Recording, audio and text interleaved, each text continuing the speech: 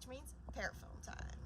For the uninitiated, Parafilm is like this super strong saran wrap, and it's awesome, and since you it's kind of like hydrophobic, so it's kind of greasy, so the water or the liquidy solutions that we put on there, the buffer, etc., those are kind of going to form beads, and they're going to be good for mixing. And so we need to add this sample buffer because it has this one has like a visualization die for the running as well as for looking at it. It's like a pre-built in there with the DNA binding stain, but sometimes you have to add it separately. And it also has like glycerol or something heavy so that your sample sinks to the bottom of the well. It doesn't just float up.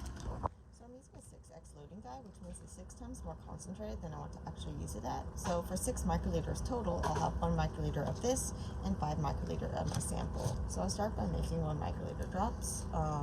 Don't worry if they're all exactly the same size. For this purposes, it's not going to matter too much. But so you want 1 drop per sample. Make sure you have enough for your ladders as well as for all of your samples. And make sure those drops aren't too close together so that they don't smear together. Now what you want to do is basically you're going to mix the samples directly on the Parafilm. This is one of my favorite parts because you can actually directly mix it on here. And so you'll take your sample and you'll take 5 microliters of each sample. I'm just doing this for a demo here, so this is an actual sample. But just add directly in the drop and mix it. Try not to introduce bubbles. At this point, your sample, you have your pipette set to 5 microliters and you have 6 microliters total. So you shouldn't be introducing air bubbles, which is going to be important. Now, if you were to try to do it with the total volume, so with like your pipette set to 6 microliters, maybe before you go to load, well, now you're likely to have air bubbles form, and so I like to do the mixing at this point.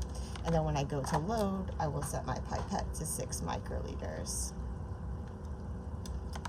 So now when I go to load, I'm going to set my pipette to 6 microliters so I can get it all. But when I pull it up, I want to make sure that I'm not introducing bubbles. So if there was a little less than 6, some little air might come out at the end. Then try to pipette it out so that there's not.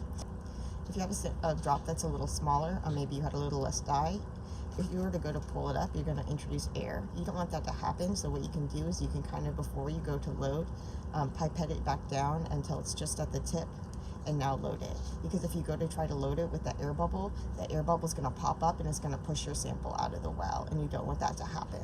And so when you're pulling up, you want to make sure you pull up just until it's right at the edge. You don't want to pull up any air.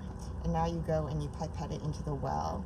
You want to make sure that you're not stabbing the bottom of the gel, so you want to make sure you're in the well, but that you're not stabbing the bottom. And so at the very beginning, I like to just kind of like put a little bit into the well, make sure that it's actually in the well before I actually go all the way down. Now push your thumb all the way down, making sure that your pipette is in the well, but not actually stabbing the bottom.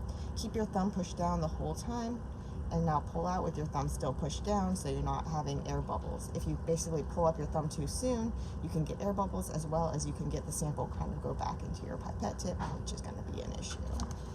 If you need extra stability, what you can do is you can kind of rest your elbow on the bench, and you can also hold your hand with your other hand. And this will help you keep your hands more stable when you're going to find the well. It's hard to identify the well, so one thing that you can do is stick a piece of tape on the back of your gel plate or under your running box, and this can help you identify the wells.